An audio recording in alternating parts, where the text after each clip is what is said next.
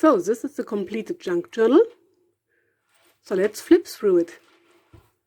As you can see here, I used some fabric with this cute giraffe with the sunglasses and this red button as a closure.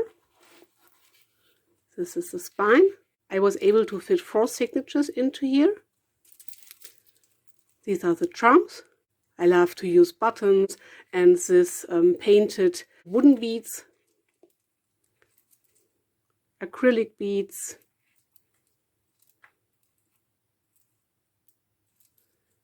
here's the little golden leaf charm, this big wooden buttons, and another cute charm, and this handbag charm. So this is the bag. As you can see here, there's very much growing space in this journal left.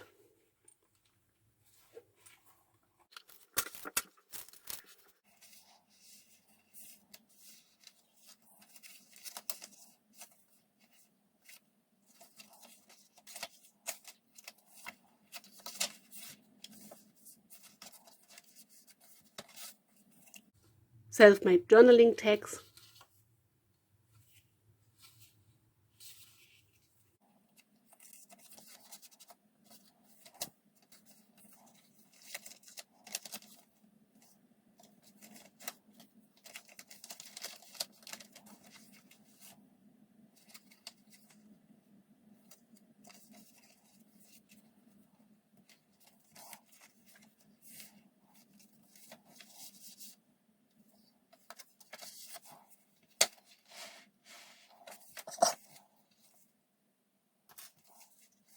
Here I sewed in a little extra booklet with tea-dyed papers. So it's a kind of hidden journaling spot.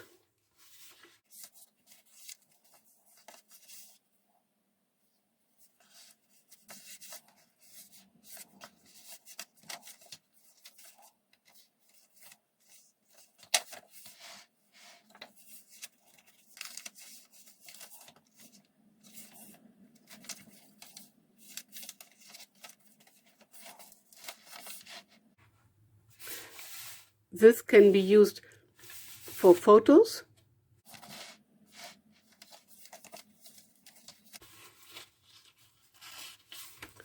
Then I clipped this little gauze bag into the journal. This is a little fuzzy cut image.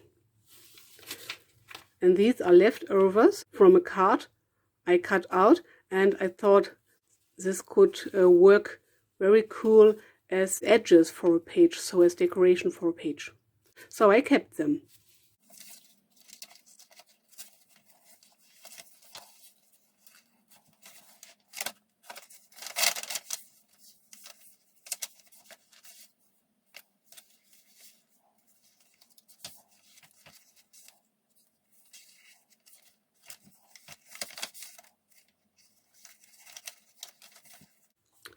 Here is a little punch out, and I glued some acetate behind so that it's like an acetate pocket, and fold out.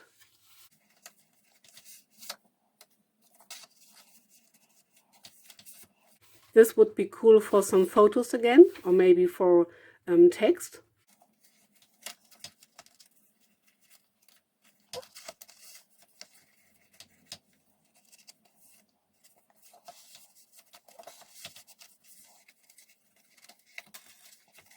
This is a self-made paper flower. It's just for decoration. You can put it wherever you like and glue it on, or glue only some pieces of it on so that you have a tuck spot or something like this.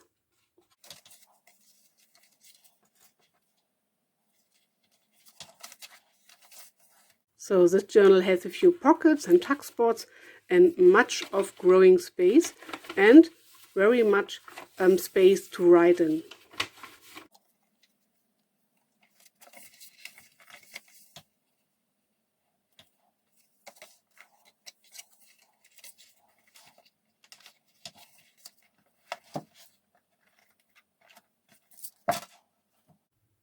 So, and I show you how to create this journal in the following video. So stay tuned. And like and subscribe for more junk journal and crafting videos. Bye!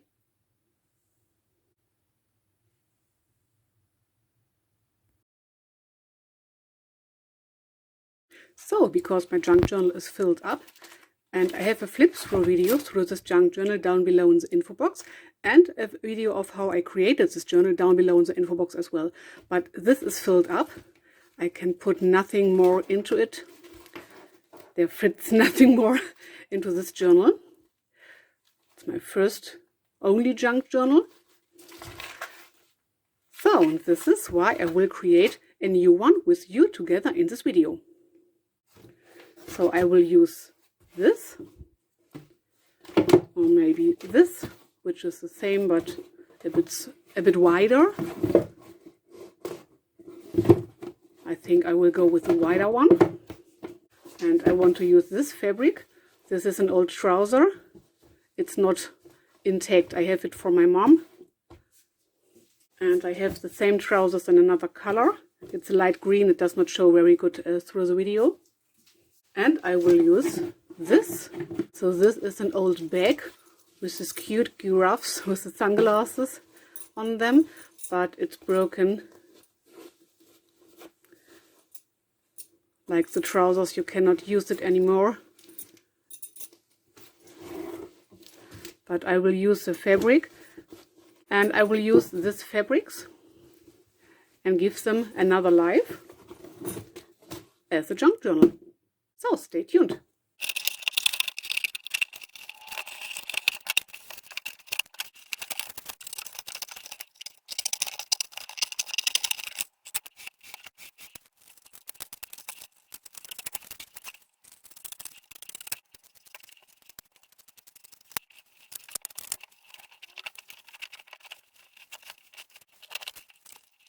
So as you can see, this fabric of this bag is so big. It's way more higher than my journal cover, but I will use the parts up to here. I will not use this part, not for this project. I will reuse everything of this journal, including this really big eyelets, but I think for another project, not for this one. And I will do something with this very thick, I think rope is the right word. I will reuse this rope too, but not in this project as well. Maybe in another junk journal for decoration or something. We will see. So this is why I will open this fabric very carefully to have much of fabric to reuse.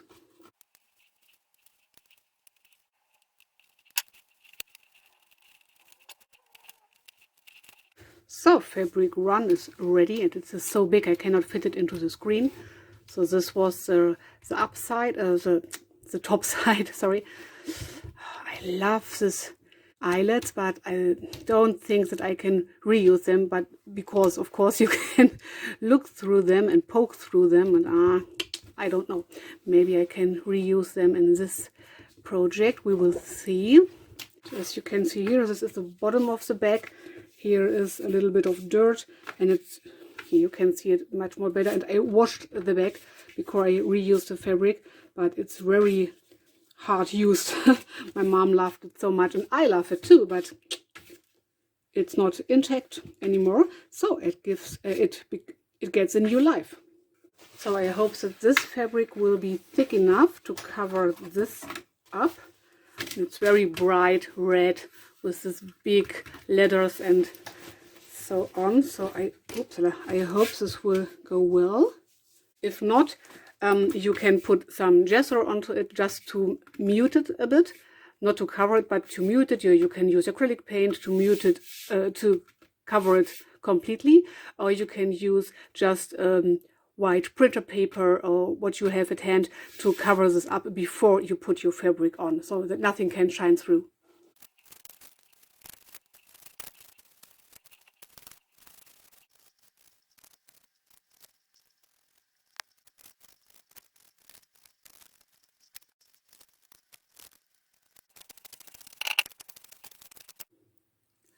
I'm using fabric tack glue.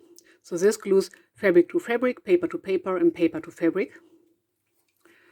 And it dries very quick.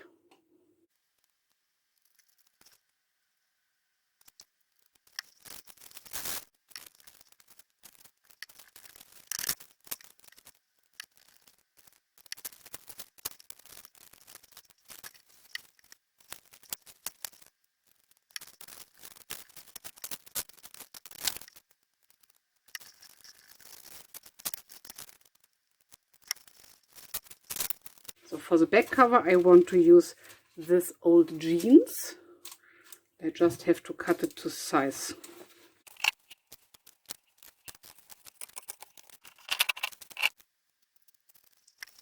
Because my glue is drying so quick, a bit quicker than I remembered, I will glue this fabric on in pieces, to say, so not the whole cover in one. If you have a thinner fabric, you would be able to see this glue lines. So then I would do these lines, but then I would use a brush or even my finger, just smoosh it around a bit so that you have a nice, neat cover and not these glue lines seeping through.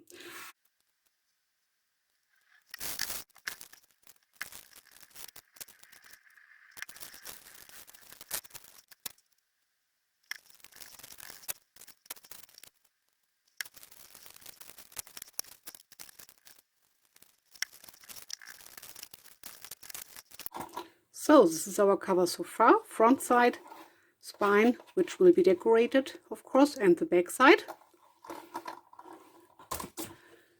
Next step will be to glue on these parts which are sticking out, but I will let dry the back side for a moment.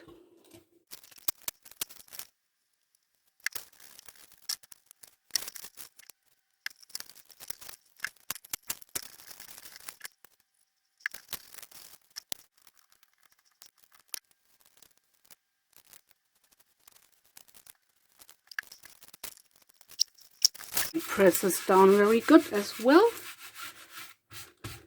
Last step, gluing this into the cover. If you want to add a closure or some decoration, maybe you want to have a door handle. Okay, this cover does not fit with the door handle, I think, but maybe you want to have a knob, a button over here, or a door handle or something, or a nameplate, and you want to sew it on, then this would be the right time. Then you would have the knots of your sewing on the inside of the cover, and then you can cover it up with some more fabric, scrapbooking paper, or what you like.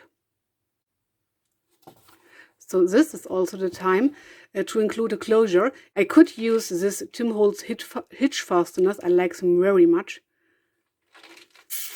But I think for this junk journal for myself, I will go with a button. We will see.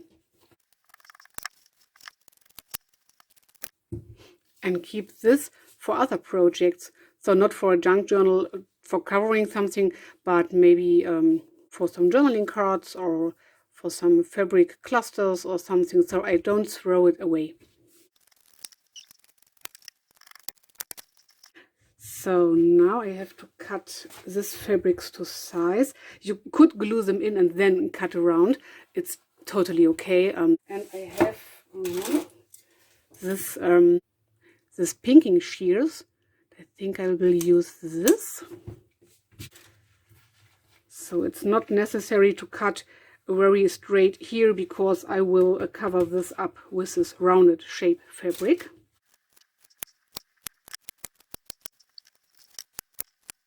This is thick enough to keep for other projects.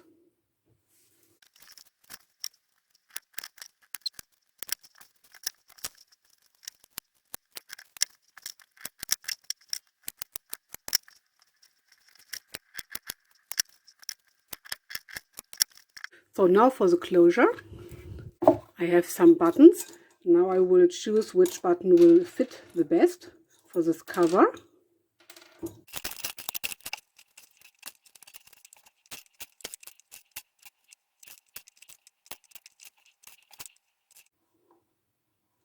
So I think I will go with this one. I will eyeball where to put it. Maybe something like here. Yes. And I need 2 holes. I will poke right through the cover. So 1, 2.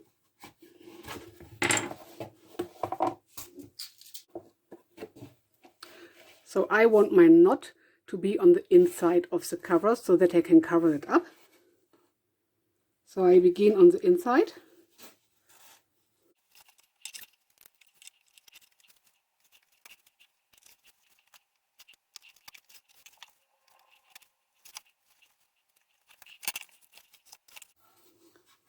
And then I will tie a very good knot. And cut the excess off.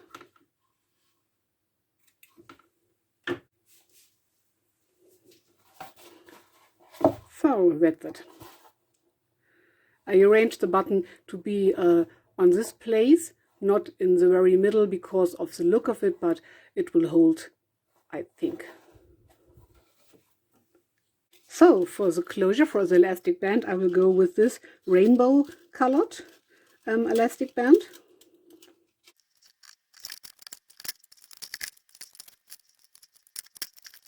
So it's important to leave enough growing space. Okay, I think this will fit. So the next step is gluing in our fabrics.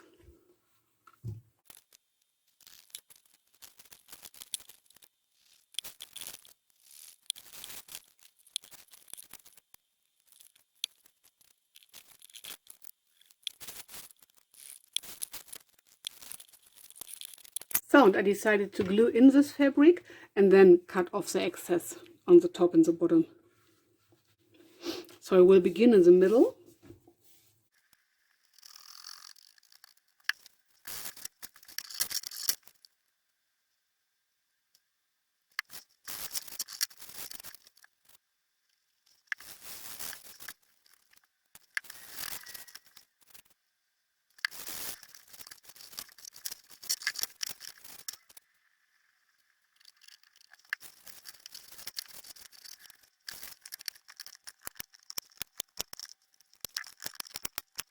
I want to have an eyelet here.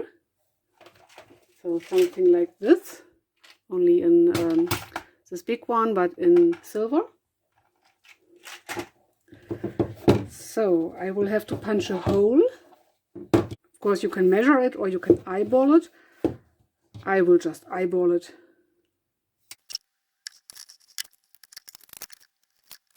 So now I will apply an eyelet right onto here, so that I can hang some charms from down the spine.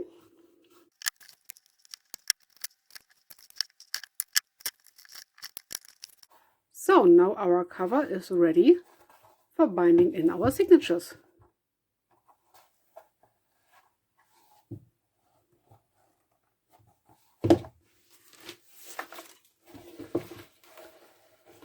So I was able to bind 5 signatures into this cover, but I think it's a bit thicker. So this cover is about 7.5 centimeters and this is about 6 centimeters. So I think maybe I will fit 4 signatures into here or something like this. We will see. And here you see the binding binding the charms, sorry. So that when your journal sits in your shelf like this, you have these charms hanging from your journal. This is what this eyelet is for. Yes, I think I will fit 4 signatures into here. You can fit more signatures into here, but as you can see, my journal grows very much. And I have maybe a centimeter or something between every signature, or nearly a centimeter. Yes, 1 centimeter and a bit. 1.1, 1.2, something like this. And I think I will do the same for this journal, because I know this journal will be something like this when it's bound in, and when it's used up it will be something like this. So then see you in the next step, assembling our signatures and binding them into this cover. So I decided to go for 4 signatures. 1, 2, 3, 4. Now I have to punch my holes, and I want them evenly spaced, so I have to measure.